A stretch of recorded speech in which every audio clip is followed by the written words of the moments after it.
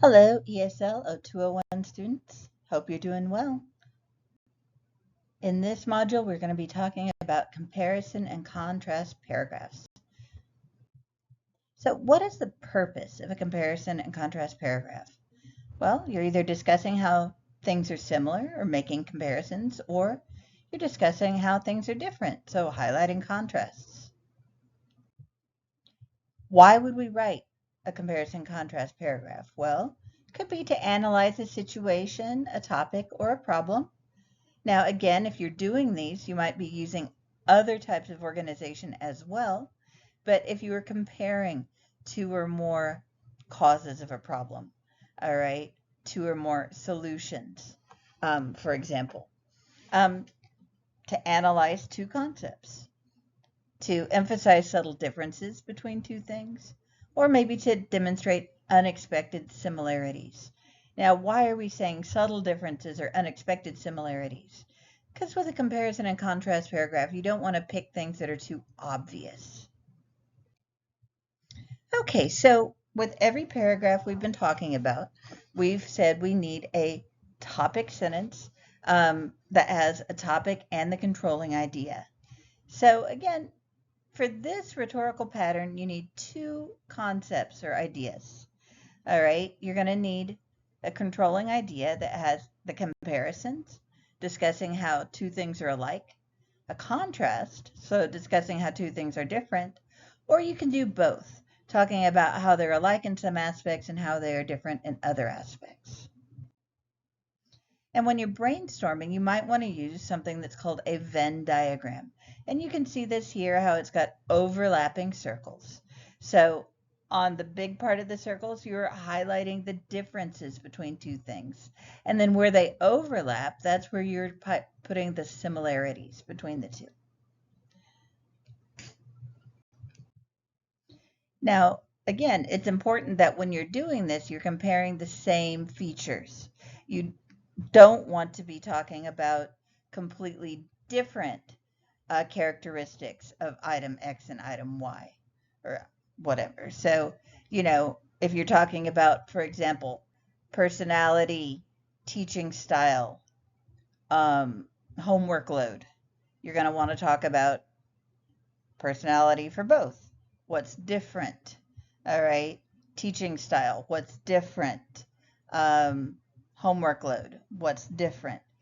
All right. You're not going to want to talk about personality here and then physical description here.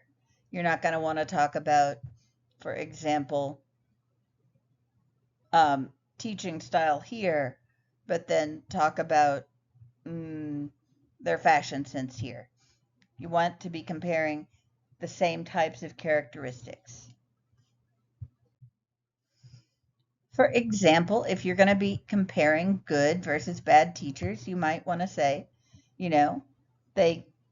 good teachers help you understand the material, whereas bad ones present the material in a confusing way. Good teachers care about their students. Bad teachers care about their vacation and paycheck. Good teachers have fair, clear, and timely grading practices. Bad teachers, they might be subjective, confusing, or never even grade your things. So again, the three characteristics that they are discussing are the same, and they're highlighting here what the differences are between good and bad teachers. All right. So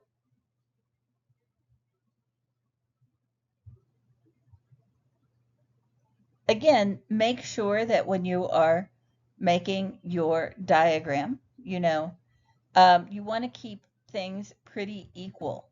So here, help understand the material versus being mean. Again, those are completely different ideas. It's not going to fit.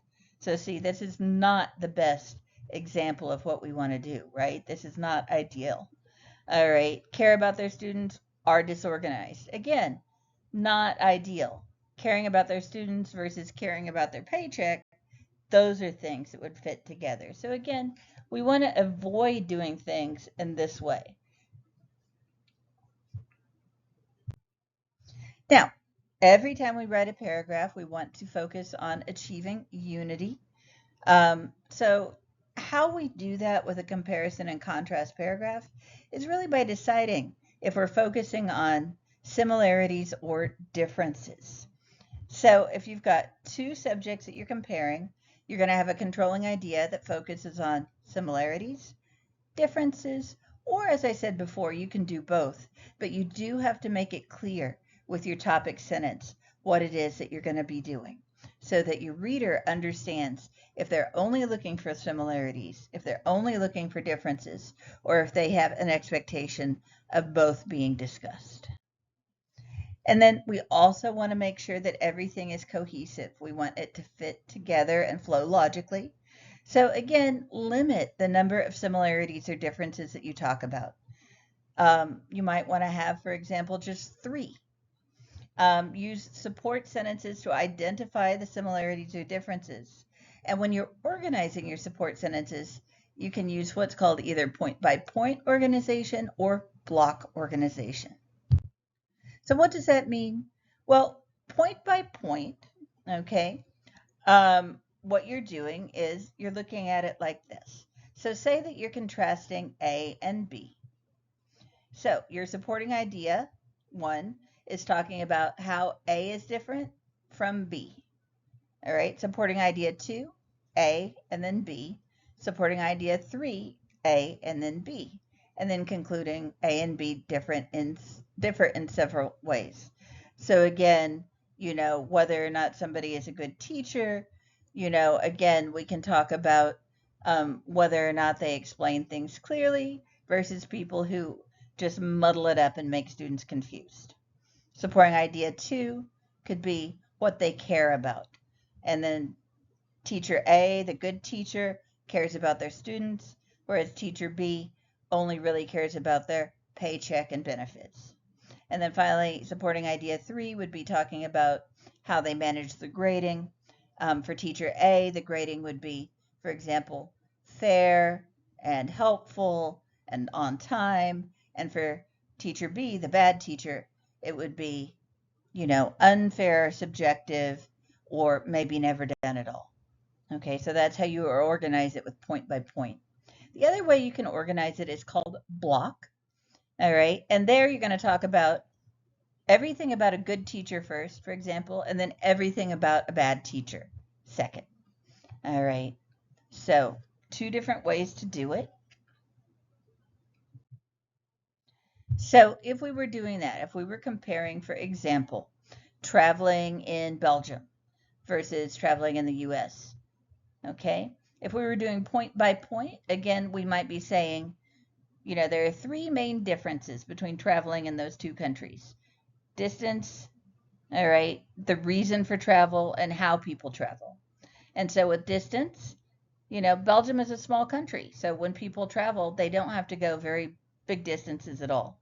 The US, on the other hand, is quite sizable, and the distances can be very large. The main reason for travel, well, in Belgium, most of the people, if they are traveling away from their home village or city, it's for vacation. In the US, on the other hand, we might be traveling more for work. And we do travel for vacation as well. This is just an example. And then how people travel. All right. In Belgium, if it's a short distance, you might use a car. Honestly, when I've been to Belgium, usually it's going to be public transportation because it's pretty convenient. If you have to go a further distance, you're going to fly. In the US, though, we use both. Okay, we use cars all the time, every day. We use them for long and short trips. And we might use a plane similarly, Now, again, on the left, that's point by point. Now, the block organization on the right, we talk about Belgium first. We talk about everything about Belgium. Then we talk about the US, and then everything about the US. So again, 2 different organizational patterns. Now, so there's some useful vocabulary that you might want to use. So if you're highlighting similarities, you can use things like in the same way, by the same token, similarly, in like manner, likewise, in similar fashion. There are several more of these in our textbook. All right, if you're highlighting differences, use though, although, yet, and yet, but, however, in contrast, etc., etc., etc. All right, so always we want to use signals to let our reader know how all the ideas in our paragraph connect together.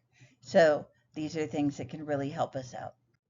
So in conclusion, all right, when we're concluding our compare contrast paragraph, you might want to repeat the idea of the topic sentence, but not in the same words, right? You want to restate or paraphrase it. Or restate the similarities and differences, or give an opinion, or give a recommendation, depending on really your audience, why you wrote that paragraph. All right, so that is how you write the conclusion. So in conclusion to this little mini lesson, comparison and contrast paragraphs, pretty common to write. It's most important that you're going to talk about characteristics of two or more, usually two at this level in our class, different things. You're going to focus on either similarities or differences, but you can also talk about both. But your controlling idea has to make it clear which way you're going with that.